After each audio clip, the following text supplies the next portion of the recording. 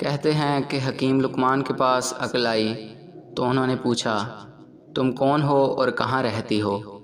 اس نے جواب دیا، میں عقل ہوں اور انسان کے سر میں رہتی ہوں۔ پھر تقدیر آئی تو آپ نے پوچھا کہ تو کون ہے اور کہاں رہتی ہے؟ اس نے کہا، میں تقدیر ہوں اور انسان کے سر میں رہتی ہوں۔ آپ نے فرمایا، وہ تو عقل کی جگہ ہے۔ تقدیر نے جواب دیا، جب میں آ جاتی ہوں تو عقل رخصت ہو جاتی ہے۔ اس کے بعد محبت آئی تو آپ نے پوچھا، تم کون ہو اور کہاں رہتی ہو؟ اس نے جواب دیا، میں محبت ہوں اور انسان کے دل میں رہتی ہوں۔ آخر میں لالچ آ گئی تو آپ نے پوچھا، تو کون ہے اور کہاں رہتی ہے؟ اس نے کہا، میں لالچ ہوں اور انسان کے دل میں رہتی ہوں۔ آپ نے فرمایا، وہ تو محبت کی جگہ ہے۔ لالچ نے جواب دیا، جب میں آ جاتی ہوں تو محبت رخصت ہو جاتی ہے۔ خود کو غلط سمجھنے کی توفیق بھی اللہ کی طرف سے ملتی ہے، ورنہ لوگ تو غلطی پر ہونے کے باوجود صحیح ہونے کی ضد پر اڑے رہتے ہیں۔ اگر کوئی آپ کے دیے گئے غموں پر خاموشی اختیار کر لے تو اسے کمزور مت سمجھیں۔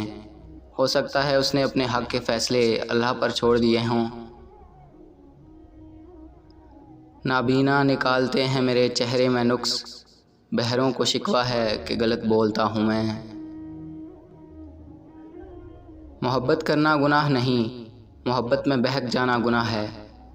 غلط کہتے ہیں کہ محبت میں سب کچھ جائز ہے۔ محبت تو صرف وہ جائز ہے جس میں پاکیزگی ہو۔ اپنی زندگی کو ایسا بناؤ کہ اس میں پچھتاوا نہ رہے، بلکہ آپ کو چھوڑنے والے پچھتائیں۔ وضاحت دینے سے کچھ نہیں ہوتا، جو آپ کو پسند کرتا ہے وہ بغیر وضاحت بھی سمجھ جائے گا، اور جو پسند نہیں کرتا وہ وضاحت دینے پر بھی آپ کو قصوروار ٹھہرائے گا۔ لوگ اپنی برائیاں جاننے کے باوجود برا کہے جانے پر برہم ہو جاتے ہیں۔ جلد بازی کرنے والا شخص کامیابی سے محروم رہ جاتا ہے۔ مخالفت کا بڑھنا اس بات کی دلیل ہے کہ آپ حق پر تھے۔ استاد کا کردار سورج کی طرح ہونا چاہیے، جو کہ سب تک یکساں روشنی اور حرارت پہنچاتا ہے۔ جینا چاہتے ہو تو پرندوں سے سیکھو، کیونکہ جب وہ چہکتے ہیں تو انہیں پرواہ نہیں ہوتی کہ ان کا چہکنا کس کس کو ناگوار گزرتا ہے۔ اگر سجدہ نہ ہوتا تو ہم ان تمام دکھوں میں گھر کر مر جاتے جنہیں ہم اللہ کے سوا کسی سے نہیں کہہ سکتے۔ اپنے آنسوؤں کو اتنا مہنگا کر دو کوئی انہیں خریدنے کی کوشش نہ کرے، اور اپنی مسکراہٹ کو اتنا سستا کر دو کہ ہر کوئی اسے پانے کی چاہت کرے۔ کسی مرد کی ساتھی بننا عورت کی تقدیر میں پہلے ہی لکھا جا چکا ہے۔ تفریح بننا عورت خود منتخب کرتی ہے۔ گفتگو اور بحث میں ایک فرق یہ ہے کہ گفتگو کے لیے ضرورت ہوتی ہے اخلاق کی، اخلاص کی، فکر کی، سماعت کی اور علم کی، جبکہ بحث کے لیے صرف انا کی۔ زندگی میں زیادہ رشتوں کا ہونا ضروری نہیں، لیکن جو رشتے ہیں ان میں زندگی کا ہونا ضروری ہے۔ میرے ارد گرد بہت سے ہیں اچھی باتیں کرنے والے منافق لوگ۔ زندگی میں سکون اپنی مرضی پوری کرنے سے نہیں، اللہ کی مرضی پوری کرنے سے آئے گا۔ کبھی کبھی اچھا لگتا ہے سب جان کر انجان بننا، بالکل چپ رہ کر سامنے والے کی چالاکیاں دیکھنا کہ وہ ہمیں بے وقوف بنانے کے لیے کہاں تک جا سکتا ہے۔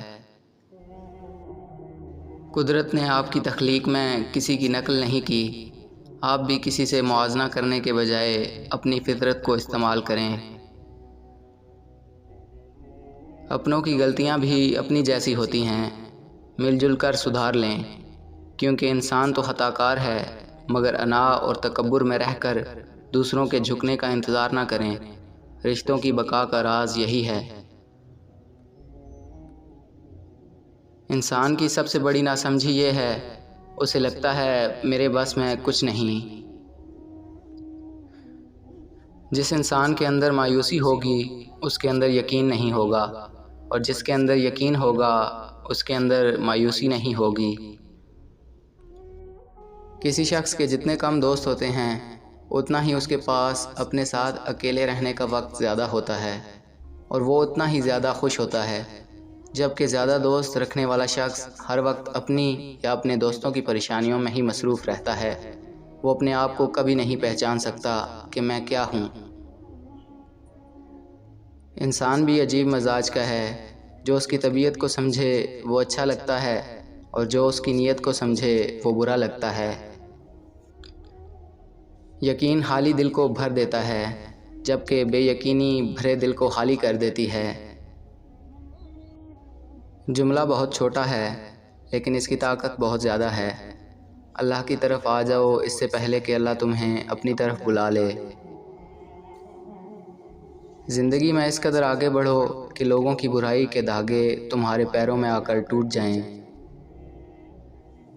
رشتہ دار، دوست، مکان بدلنے کے بعد بھی اگر آپ خوش نہیں تو اپنا رویہ بدل کر دیکھیں۔